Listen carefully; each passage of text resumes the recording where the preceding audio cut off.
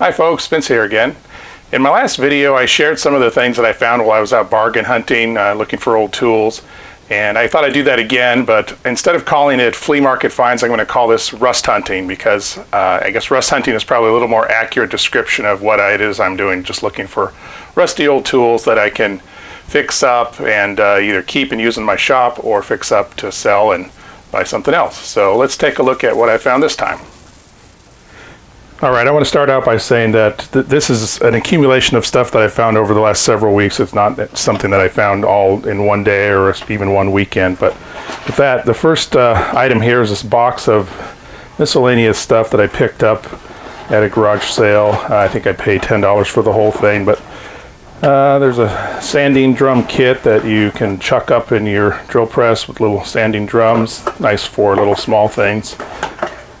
These kits are actually still being made in the United States, and I think they retail for about 20-25 bucks, and it's not very expensive for something that comes in pretty handy. So this one's used, so it's missing some of the drums and the sleeves, but I'll still get some use out of it.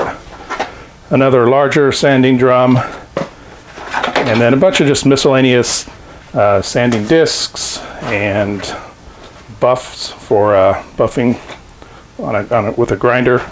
Some cutoff wheels, some sanding pads, just kind of some miscellaneous stuff. Kratex wheel there, and seems like there was a little grinding wheel.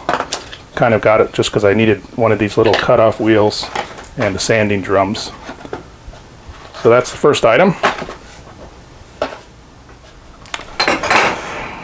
Next up, I picked up a couple of hand screws. You can never have too many clamps. And these are Jorgensen hand screws. Jorgensen made these for years and years and years in the United States, and then just a few years ago they shut down production in the US and went out of business, I believe, and then I think the name has been purchased by another company now, and they might be making clamps again, but I don't believe they're being made in the US anymore. So when I find old ones like this that are US made, I like to pick them up. These ones look like they haven't really been used at all. And they're a larger size, but I didn't have any this big, so kind of glad to get a pair of those. Next item was a set of Marples chisels. These are the Marples Blue Chip. These are older ones that were made in Sheffield, England, and this was always known as kind of a good entry-level set of chisels. The steel of them is pretty decent, but they weren't real expensive when they're new. So I actually purchased a larger set of these as my first chisels when I was just getting into woodworking, and I still have them that I use just for kind of as a backup set now. But they're a decent chisel, and these need a little bit of work on the edges, but I'll probably clean these up and then turn around and sell them since I already have a set of these. Another chisel that I found, this is a 2-inch DR Barton chisel. And it's got a little bit of damage. The socket here is mushroomed on the end from someone hitting it with a hammer. So I don't usually like to buy the chisels if they've been damaged like this, but this one's not terrible. I can grind that off and make a new handle for it. Reason I bought this one is that it's 2 inches wide. It's nice to have some of these wide chisels, and you don't find the real wide ones or the real narrow ones too often. So this one is one I'll probably clean up and keep. Well, continuing on with chisels, I picked up this box of lathe chisels, and I'm not sure what the deal is with them. None of them have handles, and some of them look like they've never actually been used. They're mostly skews, a couple of round nose chisels in here, but I think the rest are all skews. Names on them are DR Barton, Ward, I think there was maybe a Butcher, and a couple of Bergs, which are real nice Swedish steel chisels. So probably keep maybe 3 or 4 of these and make handles for them and turn around and sell the rest. I found this little spokeshave. I don't really need another spokeshave, but this one is kind of a different design that I haven't ever owned before, and the price was right. So there's no name on it, but it's really similar to one that Goodell Pratt made.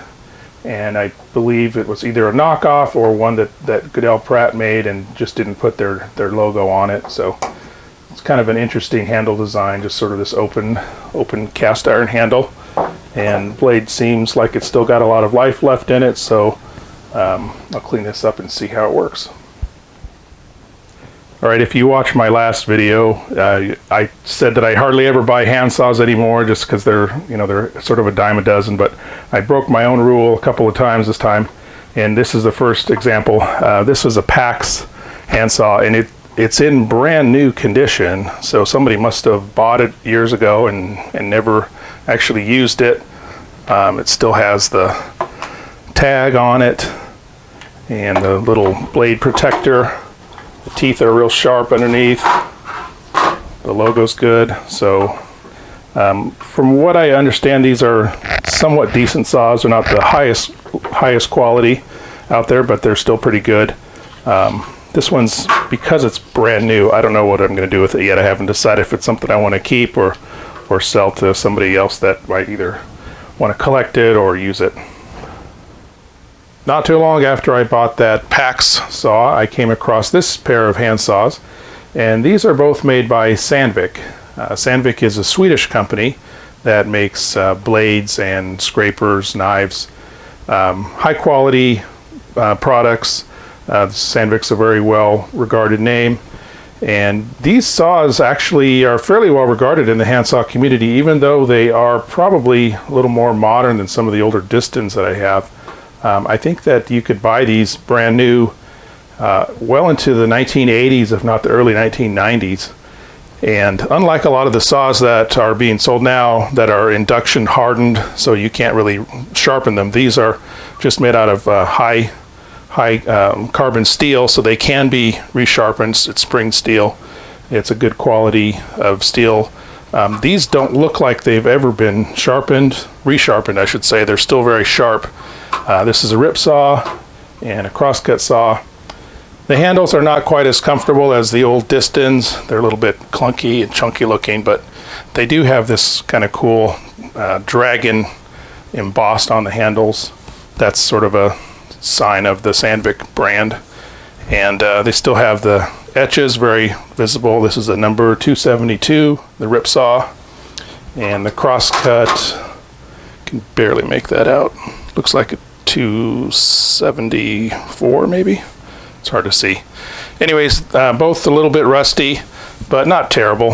So I think I'm going to clean these up and hang on to them, use them, and see how I like them. Didn't pay a whole lot for them, so I'm not really out much there, but kind of anxious to see how they cut. Well, this was an item I found on Craigslist.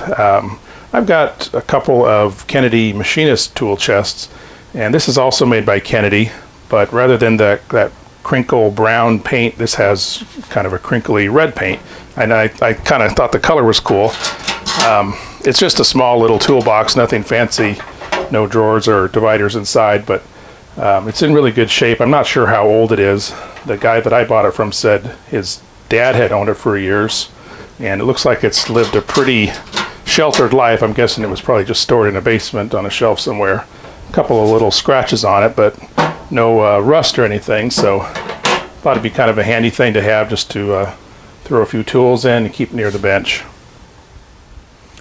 Alright, so this last item was actually an eBay purchase, and this is just a huge lot of Carbide tool inserts for turning on a metal lathe, and this was being sold as scrap Carbide, but when I started looking at them, I think all of these are actually brand new. They just had either been stored in a dusty warehouse somewhere or a dirty old drawer toolbox type thing.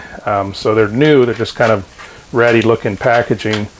Some of these are probably way too big for what I can use, but what my hope is that I'll go through and pick out ones that I can use and then sell off the ones that I can't in order to recover the cost of what I paid for the whole lot and end up with some free inserts. So I'm going to have a little bit of time ahead of me going through all these and figuring out what's here, but it's a good way to kill a snowy afternoon. So anyways, thanks for watching. Hope you enjoyed it, and I'll see you next time.